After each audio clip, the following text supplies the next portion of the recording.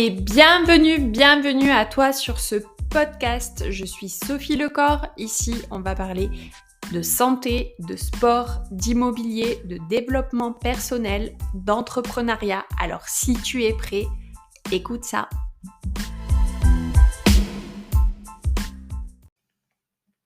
Bonjour à toi et bienvenue sur ce podcast. Je te remercie de prendre le temps de m'écouter. Aujourd'hui, on va parler d'un sujet pas très fun, mais un petit peu quand même, parce que aujourd'hui, nous sommes le 22 mai, j'ai 42 ans et c'est mon anniversaire. Je dois l'avouer, l'anniversaire chez moi, depuis pas longtemps maintenant, depuis 14 ans. Oui, depuis quand même 14 ans, on va le dire. Depuis que mon fils est né, l'anniversaire pour moi, ça représente quelque chose de super important. Gâteau, ballon, joie, rire, mouvement, cris d'enfant. Tout ça, c'est bien loin, de ce qui s'est passé, on va dire, les 20 premières années de ma vie.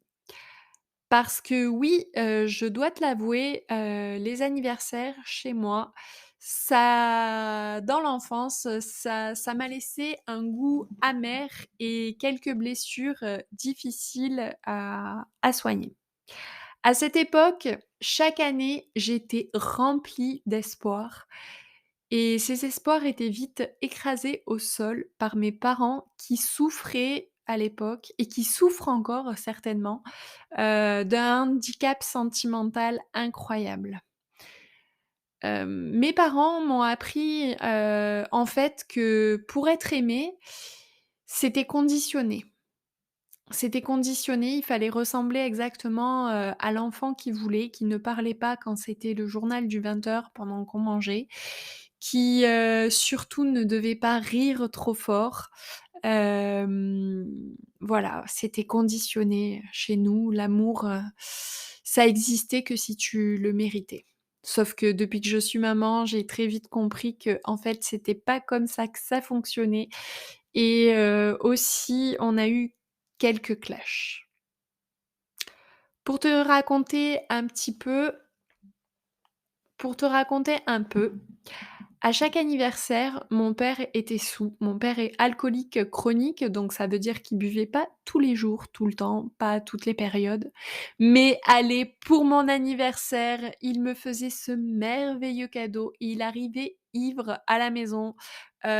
Si par chance et par miracle, ma mère avait accepté qu'une amie vienne à la maison, voilà le spectacle auquel elle avait droit. Parce que mon père ne supporte pas que l'attention ne soit pas portée sur lui.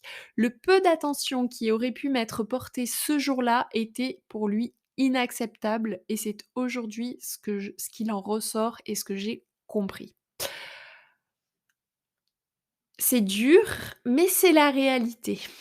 Voilà, on touche pas aux parents, c'est voilà, les parents, c'est très bien, ils font ce qu'ils peuvent, sauf que là, ils ont pas fait ce qu'ils pouvaient, ils ont fait ce qu'ils avaient envie de faire.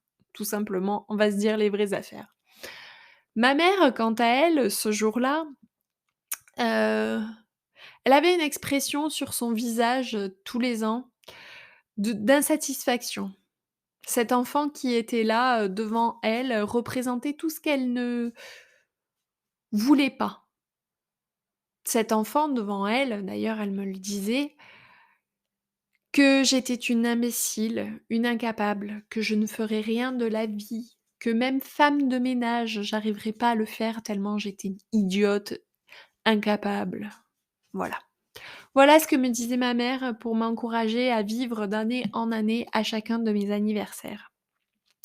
Alors aujourd'hui, en ce 22 mai 2023, jour de mes 42 ans, je réalise que ces frustrations occupent un beaucoup trop grand espace dans mon présent et que malgré tout ce que j'ai accompli, dans mes moments de doute, dans les moments où je dois puiser une force en moi, c'est difficile, voilà.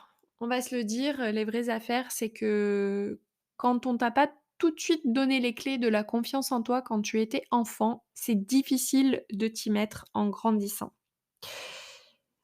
J'ai trop longtemps sous-estimé ces traumatismes d'enfance et je les nomme ainsi parce que c'est comme ça qu'on doit les nommer. Ce sont des traumatismes. Alors que même si j'ai coupé, tous les contacts, je reste encore remplie de colère, mais vraiment. J'ai une colère en moi qui est énorme, je suis très colérique, je pourrais tout ravager quand j'ai des moments de nerfs, il faut que je sorte parce que je peux crier très fort, je peux être vraiment très désagréable pour mon entourage et voilà, je sais d'où ça vient. La plus grande leçon que je tire de ce mal-être, c'est qu'il ne sert à rien d'ignorer. Ça sert à rien là, d'aller ignorer tes malheurs. Ça sert à rien de je veux dire, j'ai pas de pitié pour moi, hein. Au contraire. Moi, ce que je veux, c'est mettre un gros coup de poing là-dedans, une bonne fois pour toutes et de faire face. Et que même si je m'en prends une en retour, bah, c'est pas grave. En fait, dans tous tes problèmes dans la vie, tous les problèmes que tu dois affronter, il faut faire face. Il faut pas ignorer. Il faut pas dire: «Oui, mais tu comprends, avec la bienveillance, avec les années, ça va passer». Sauf que c'est pas vrai. Il faut faire face, il faut mettre un coup de poing dedans. Quand il y a un caca par terre, tu pas besoin de le renifler pour aller te dire que ça sent la merde. Là, faut y aller, vas-y, mets un coup de poing dedans et vois ce qui sort. Et ensuite, j'ai envie de te dire, il faut accepter que tu n'y es pour rien. Tu as pas choisi toi. Tu es né là et tu as eu aucun rôle à jouer là-dedans. Tu étais juste l'instrument. L'instrument de personnes handicapées sentimentales qui n'ont pas pu et qui n'ont pas su et qui n'ont pas voulu mettre de l'énergie là-dedans pour régler les choses, pour régler leurs choses. Ce qui me fait le plus mal là-dedans, c'est que j'ai gardé toute cette colère en moi et qu'aujourd'hui, c'est mon entourage proche qui subit cette colère. C'est quand même incroyable que des gens qui m'aiment et qui n'y sont pour rien voient ce jour-là, le jour de mon anniversaire, que je me transforme parce que c'est presque chaque année comme ça. Chaque année, c'est c'est une catastrophe pour moi.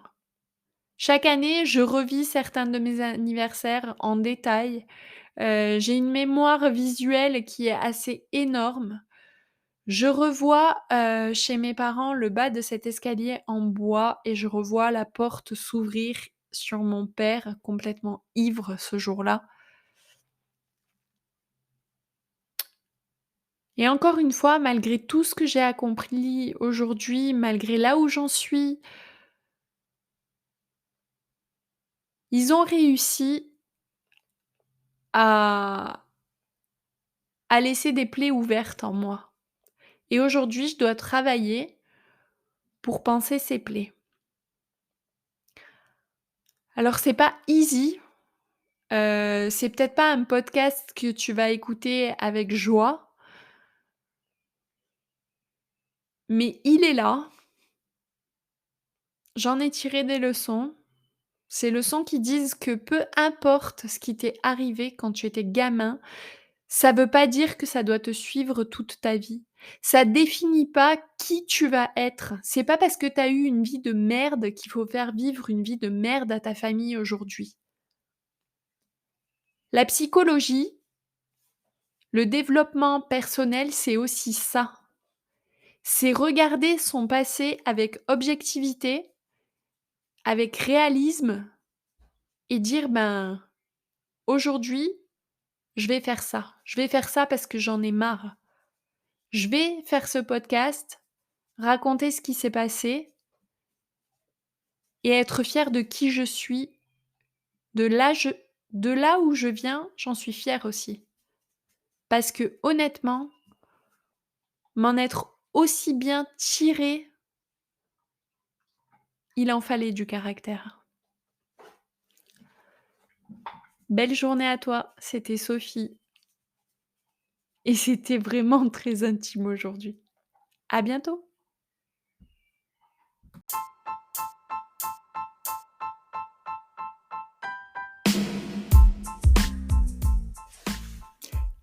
Cet épisode t'a plu? Alors surtout, s'il te plaît, encourage-moi.